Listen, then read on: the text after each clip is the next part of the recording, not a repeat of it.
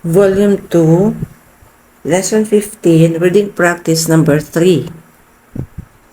The world buys on credit. Have you ever thought just how much credit buying is used throughout the world? Every country uses credit to some extent, and most countries use credit as chief means of exchange. On a national level, one country may use its good credit to buy food, machinery, or supplies from another country, period. The amount of credit that a country may have depends largely on its resources and on its credit reputation. Many countries actually borrow money from their own citizens to finance various types of projects, period. A country may borrow money to construct a building, to finance a federal program, or just to pay the interest on other types of loans, period. When a country borrows money from its own citizens, it usually issue bonds that pay interest to the purchasers, period. The interest is ordinarily exempt from local, state, or federal income taxes, which makes purchasing bonds from the government a good investment in many cases. The federal government may also operate on credit, period. It may anticipate revenue from various types of taxes that will be due within a period of time, period. In a way, one might say that the government is actually borrowing money against its own accounts reasonable, which is a practice used by many large business organizations. One of the state level much business is also conducted on credit, period.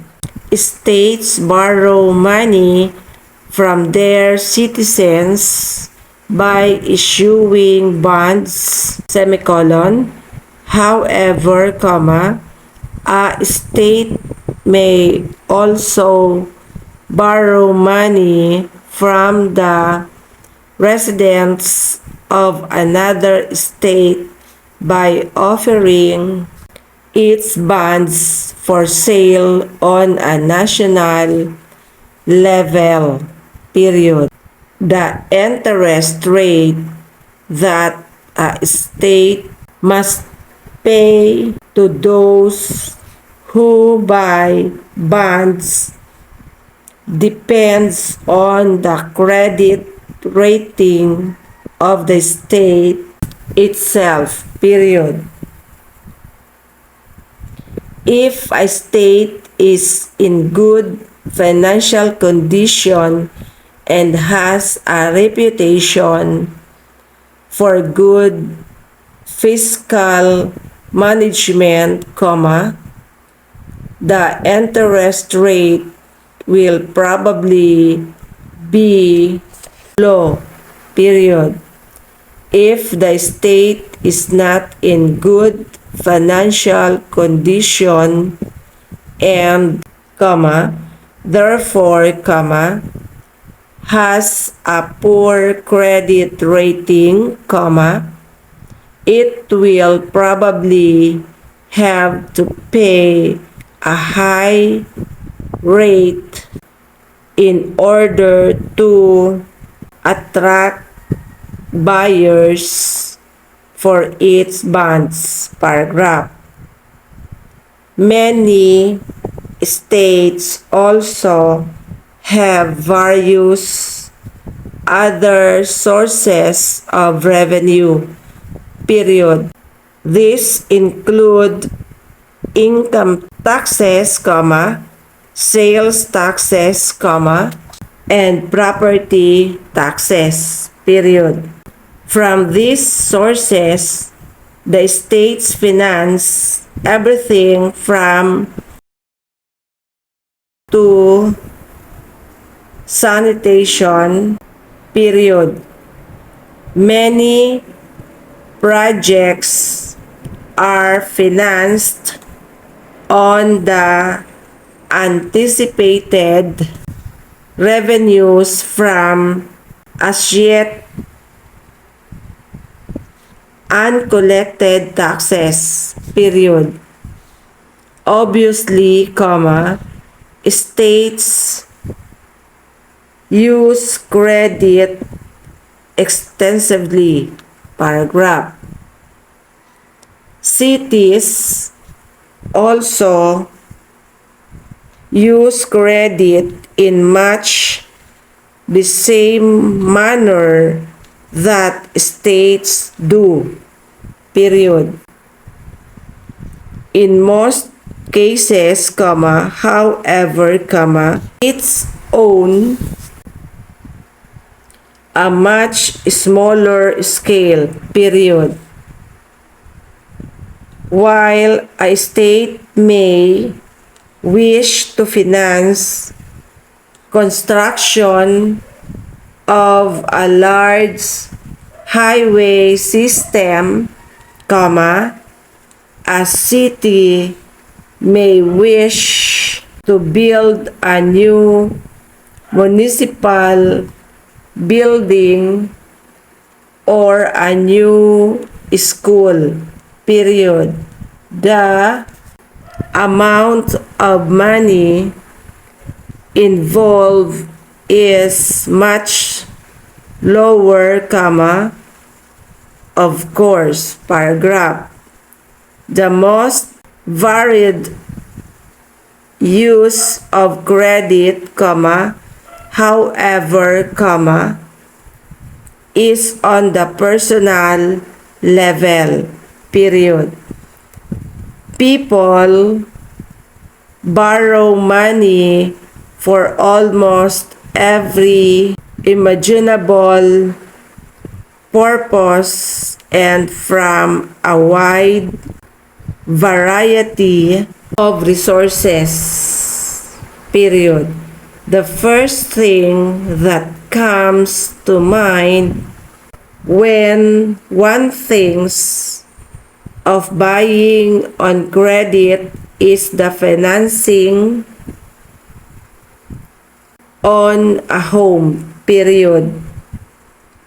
Many men and women throughout the world finance their homes through mortgages. Period.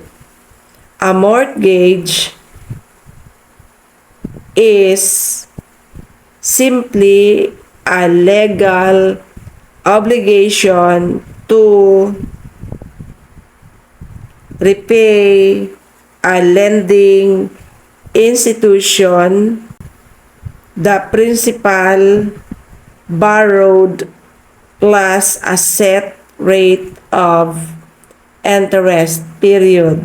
Few people have sufficient savings to purchase a home with cash. Period.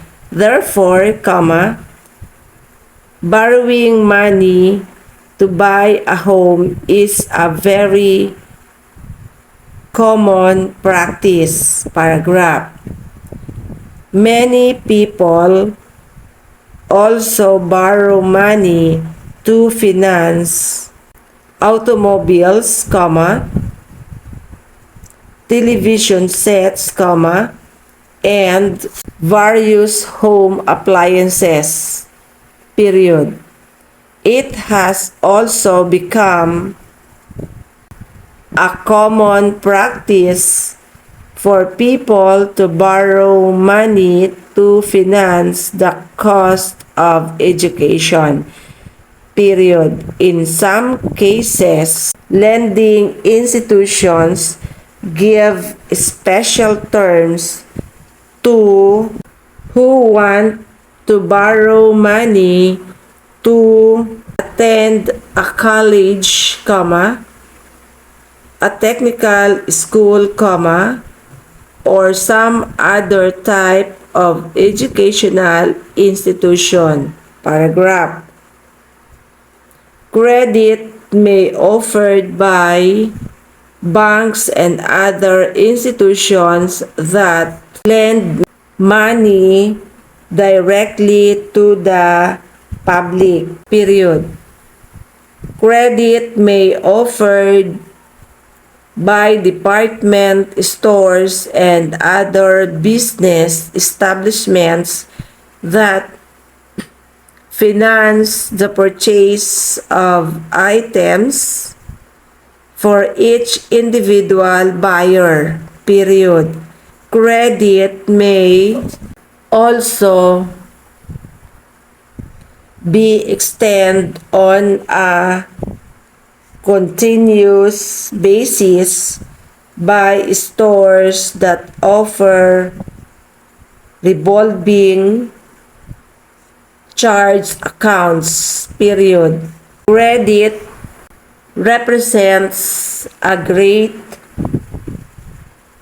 convenience not only for the stores but also for the buying public. Period. It helps people obtain the things they need at the time they are needed. Paragraph. It is easy to see that the world runs on credit. Period.